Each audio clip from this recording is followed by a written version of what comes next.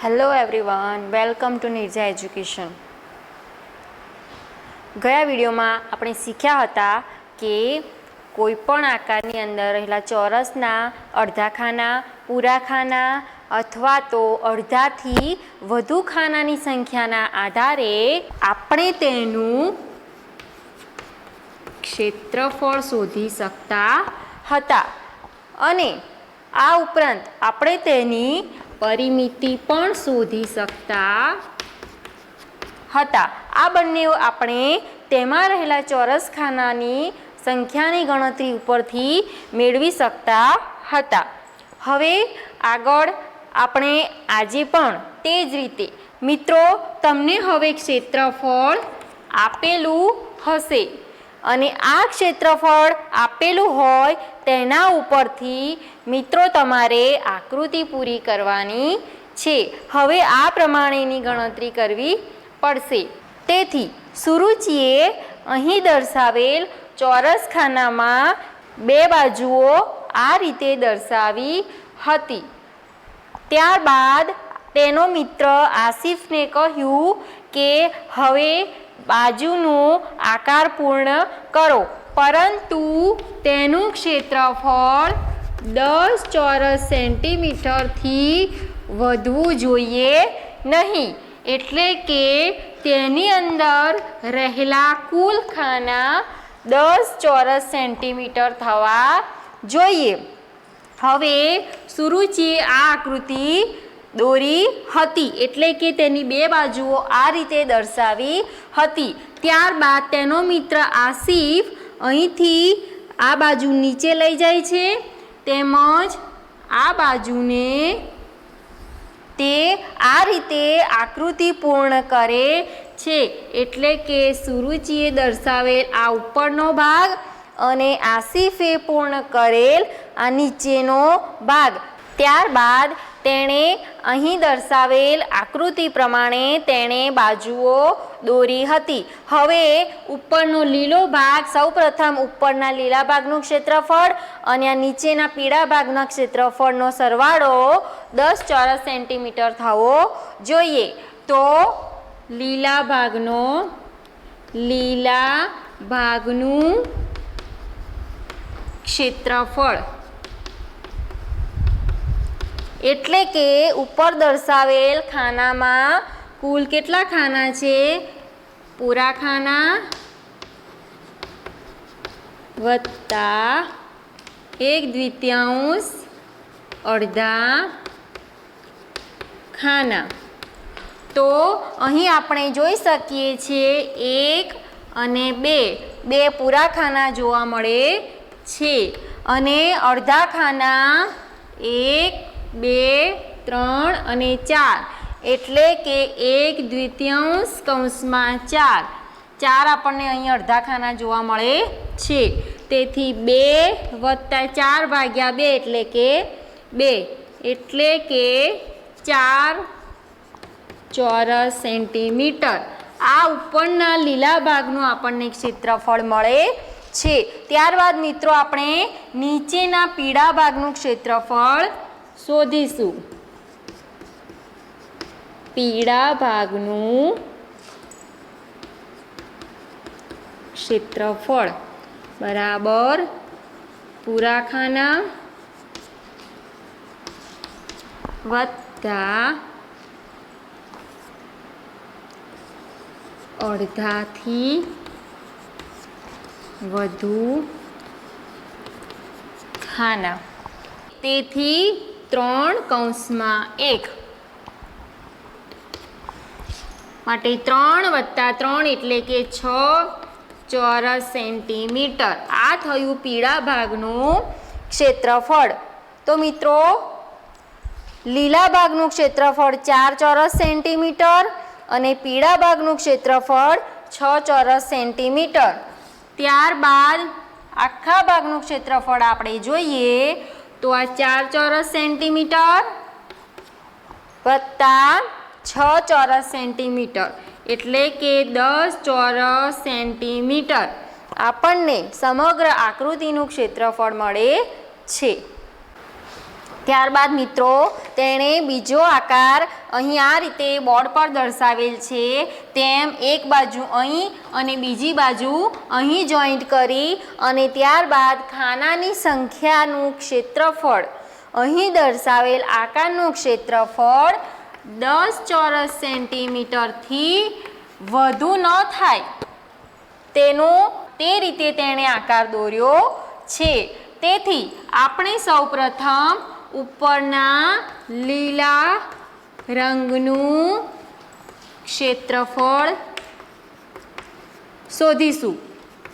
તો આગળ આપણે શોધ્યું તે રીતે પૂરા ખાના વત્તા 1/2 અડધા ખાના બરાબર. અહીં પણ આપણે પૂરા ખાના આગળ દર્શાવ્યું તેમ 2 વત્તા 1/2 અડધા ખાનાની સંખ્યા છે 1, 2, 3 અને 4 એટલે કે 2 વત્તા 2, 4/2 એટલે કે 2 એટલે કે લીલા રંગનું ક્ષેત્રફળ આવશે 4 ચોરસ સેન્ટીમીટર. આ મળ્યું આપણને લીલા રંગનું ક્ષેત્રફળ. હવે ત્યારબાદ આપણે મિત્રો નીચે વાદળી રંગના આકારનું ક્ષેત્રફળ શોધીશું. તો સૌપ્રથમ આપણે પૂરા ખાનાની સંખ્યા ગણીશું. પૂરા ખાના પ્લસ અડધાથી વધુ ખાના. ત્યારબાદ મિત્રો તેણે વાદળી રંગના આકારનું ક્ષેત્રફળ શોધીશું.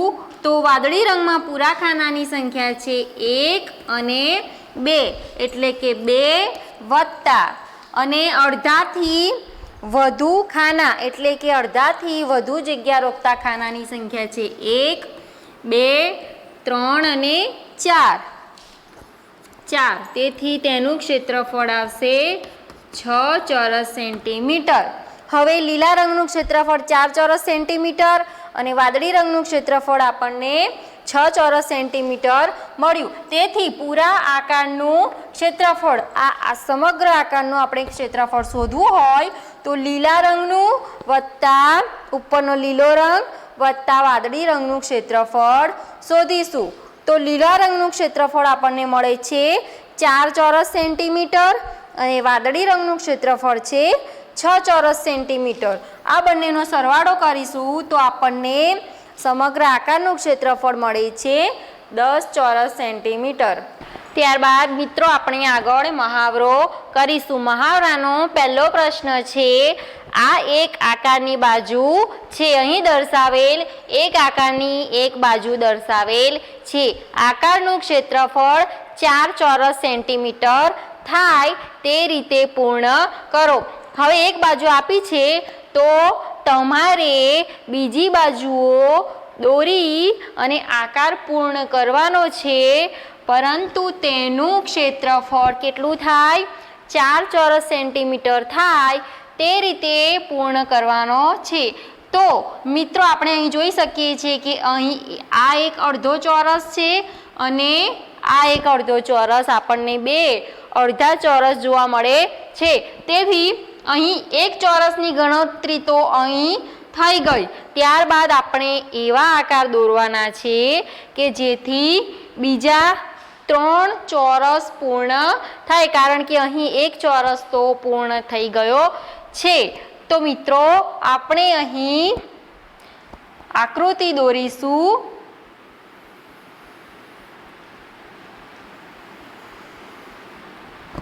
આ રીતે જો આપણે આકૃતિ દોરીએ, આ બંને અડધા ચોરસ તો છે જ, બીજા આ અને આ 4 અડધા ચોરસ અને 2 આખા ચોરસ એટલે કે 1, 2 અને આ બંને અડધા ચોરસ એટલે કે આ 3 અને આ 2 અડધા ચોરસ એટલે કે આ 4 એટલે થઈ ગયા 4 ચોરસ સેન્ટીમીટર તેનું ક્ષેત્રફળ.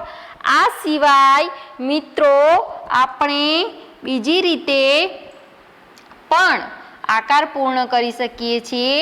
જો આકાર અહીં અને અહીં આ રીતે દર્શાવીએ. જો આ ભાગ આપણે દર્શાવીએ નહીં, પરંતુ આપણે જો બીજી રીતે આ રીતે દર્શાવીએ તો અહીં આપણને આ 1, 2 અને 3 એટલે કે અહીં પણ 1, 2 અને 3 આખા ચોરસ મળે છે. એટલે કે 3 આખા ચોરસ અને 1 અને 2 એટલે કે 1/2, 2 અડધા ચોરસ એટલે કે 3 + 1 એટલે કે અહીં આપણે 4 ચોરસ સેન્ટીમીટર ક્ષેત્રફળ મેળવી શકીએ છીએ. તો સમજાયું મિત્રો? એક આ રીતે અને બીજી આ રીતે આપણે અહીં દર્શાવેલ આકારનું ક્ષેત્રફળ શોધી શકીએ છીએ. મિત્રો હવે આપણે બીજો પ્રશ્ન જોઈશું. અહીં એક આકારની બે બાજુઓ આપેલી છે. બીજી બે બાજુઓ એવી રીતે દોરો કે જેથી તેનું આ આકારનું ક્ષેત્રફળ 2 ચોરસ સેન્ટીમીટરથી કેવું થાય? ઓછું થાય. એટલે કે અહીં આપણે જોઈ શકીએ છીએ કે 2 અડધા ચોરસ આપણે આકૃતિમાં જોઈ શકીએ છીએ, પરંતુ અહીં આપણને કીધું છે 2 ચોરસ સેન્ટીમીટરથી ઓછું થાય તેવું એક ક્ષેત્રફળ દર્શાવતી આપણે આકૃતિ દોરવાની છે. તો આપણે અહીં અડધાથી પણ ઓછું ક્ષેત્રફળ દર્શાવતી આકૃતિ આપણે દોરીએ તો તે ગણતરીમાં લઈ શકાય નહીં. તેથી 2 અડધા ચોરસ એટલે કે 1 ચોરસ સેન્ટીમીટર મળ્યું આપણને. 2 ચોરસ સેન્ટીમીટરથી ઓછું ક્ષેત્રફળ. તો આપણે આ રીતે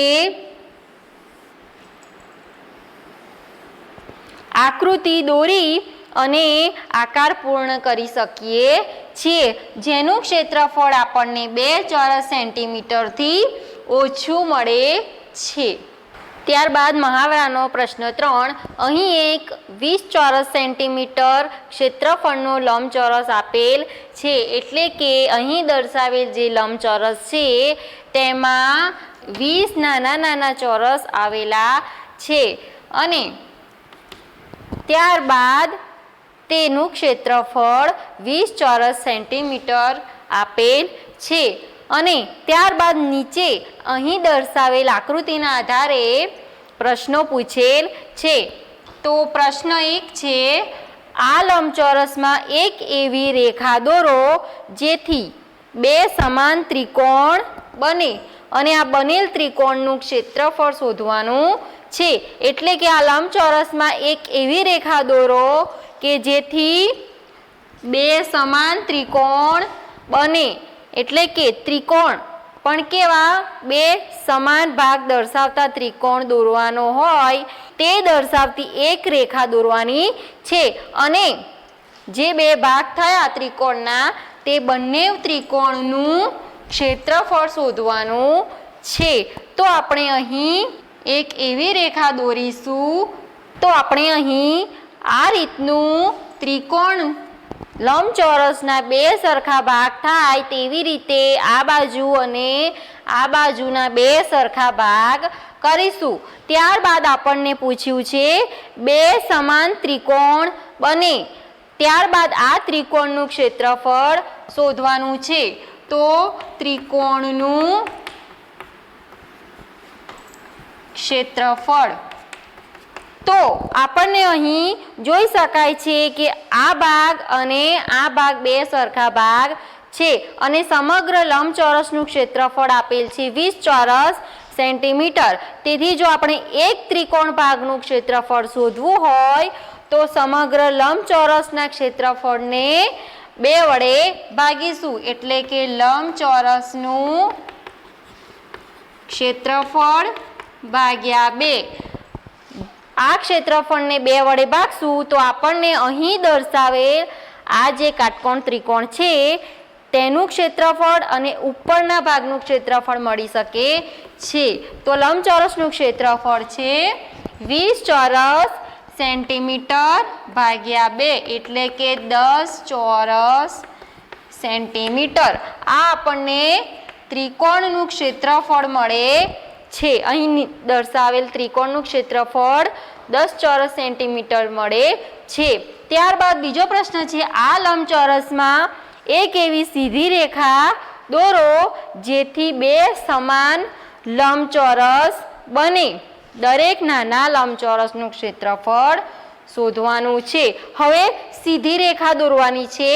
અહીં દર્શાવેલ લંબચોરસને એક સીધી રેખા વડે બે ભાગમાં વહેંચવાના છે કે જેથી બંને ભાગ સરખા મળે અને બંને ભાગનું ત્યારબાદ આપણે ક્ષેત્રફળ શોધવાનું છે। તો આપણને 1 2 3 4 5 6 7 8 9 અને 10 ભાગ છે।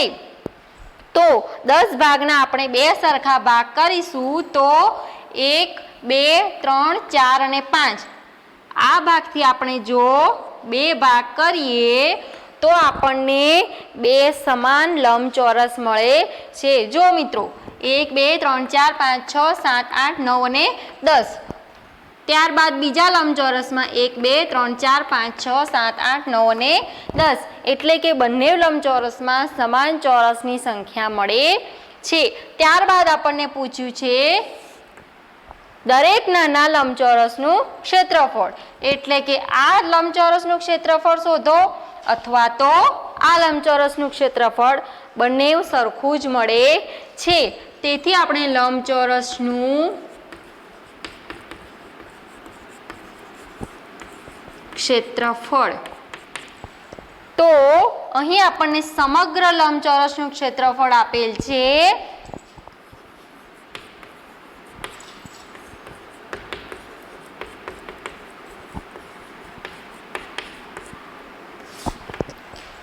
વીસ ચોરસ સેન્ટીમીટર અને જો તેના અડધા ભાગનું આપણે ક્ષેત્રફળ શોધવું હોય તો તે ક્ષેત્રફળને 2 વડે ભાગશું એટલે કે 20/2 બરાબર 10 ચોરસ સેન્ટીમીટર। આ મળ્યું આપણને બંને લંબચોરસનું ક્ષેત્રફળ એટલે કે તેમાં રહેલા ચોરસ ખાનાની સંખ્યા। અહીં ચોરસ ખાનાની સંખ્યા અને ક્ષેત્રફળ બંને સરખું જ મળે છે। ત્યારબાદ મિત્રો આગળનો પ્રશ્ન સી, આ લંબચોરસમાં બે સીધી રેખાઓ એવી રીતે દોરો કે જેથી એક લંબચોરસ બને અને બે સમાન ત્રિકોણ બને। એટલે કે આ લંબચોરસમાં તમારે બે સીધી રેખાઓ એવી રીતે દોરવાના કે જેથી તેનો એક લંબચોરસ અને બે સમાન ત્રિકોણમાં વિભાજન થાય। તો મિત્રો આપણે અહીં આ રીતની એક સીધી રેખા દોરીશું તો એક લંબચોરસ બને અને બે સમાન ત્રિકોણ મળે। તો આપણને અહીં આ એક લંબચોરસ મળે છે અને ત્યારબાદ આપણને પૂછ્યું છે કે બે સમાન ત્રિકોણ મળે એટલે કે અહીં તેના બે સરખા ભાગ કરીશું તો આપણને બે સમાન ત્રિકોણ મળે છે। ત્યારબાદ પૂછ્યું છે કે લંબચોરસનું ક્ષેત્રફળ, આ બાજુમાં આવેલા લંબચોરસનું ક્ષેત્રફળ કેટલું થાય તો આપણે તેમાં રહેલા ચોરસ ખાનાની સંખ્યા ઉપરથી પણ ગણી શકીએ અથવા તો ક્ષેત્રફળ તો લંબચોરસનું ક્ષેત્રફળ આખા લંબચોરસના ક્ષેત્રફળ કરતાં કેવો ભાગ છે? અડધો ભાગ છે અને આખા લંબચોરસનું ક્ષેત્રફળ છે 20 અને આ તેનો અડધો ભાગ છે એટલે કે તેને 2 વડે ભાગશું એટલે કે 10 ચોરસ સેન્ટીમીટર। આ મળ્યું આપણને આ લંબચોરસનું ક્ષેત્રફળ। ત્યારબાદ છે દરેક ત્રિકોણનું ક્ષેત્રફળ। આ બાજુના ભાગમાંથી આપણે બે સમાન ત્રિકોણ મેળવ્યા તેથી એક લંબચોરસનું ક્ષેત્રફળ આપણને મળે છે 10 ચોરસ સેન્ટીમીટર। તેથી આ બાજુના લંબચોરસનું ક્ષેત્રફળ પણ આપણને મળે છે 10 ચોરસ સેન્ટીમીટર। હવે આ ત્રિકોણ આખા લંબચોરસને બે સમાન ભાગમાં વહેંચે છે તેથી તેને પણ આપણે 2 વડે ભાગશું તો આપણને મળશે 5 ચોરસ સેન્ટીમીટર આ મળ્યું આપણને ત્રિકોણનું ક્ષેત્રફળ। ત્યારબાદ મિત્રો આપણને 5 કોયડાનો ચોરસ બતાવેલ છે અને 5 ચોરસનો ઉપયોગ કરી અને મિત્રો તમારે વિવિધ આકૃતિ દોરવાની છે।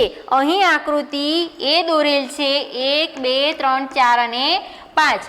તેવી જ રીતે બીજી આકૃતિમાં 1 2 3 4 અને 5। ત્યારબાદ તેની બાજુની આકૃતિમાં પણ 1 2 3 4 અને 5। તો આ સિવાય પણ બીજી કેટલીક આકૃતિ 5 ચોરસનો ઉપયોગ કરી અને દોરી શકાય છે।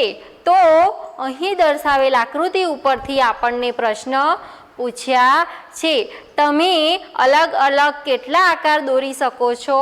તો કુલ 12 આકાર દોરી શકાય છે 5 કોયડાની ચોરસની મદદથી, એટલે કે 5 ચોરસની મદદથી કુલ 12 આકાર દોરી શકાય છે। હવે બીજો પ્રશ્ન પૂછ્યો છે કયા આકારની પરિમિતિ સૌથી વધુ છે? તો અહીં આપણને આકૃતિ એ ત્યારબાદ બીજી ઘણી બધી આકૃતિ આપણે દોરી શકીએ છીએ। તો આ પ્રશ્નનો જવાબ આવશે આકૃતિ એ સિવાયની પરિમિતિ, એટલે કે આકૃતિ અહીં દર્શાવેલ આ આકૃતિ સિવાયની બીજી જે કંઈ પણ આકૃતિ આવે તે આકારની પરિમિતિ સૌથી વધુ છે, એટલે કે આકૃતિ એની પરિમિતિ સૌથી ઓછી છે। એટલે કે અહીં આકૃતિ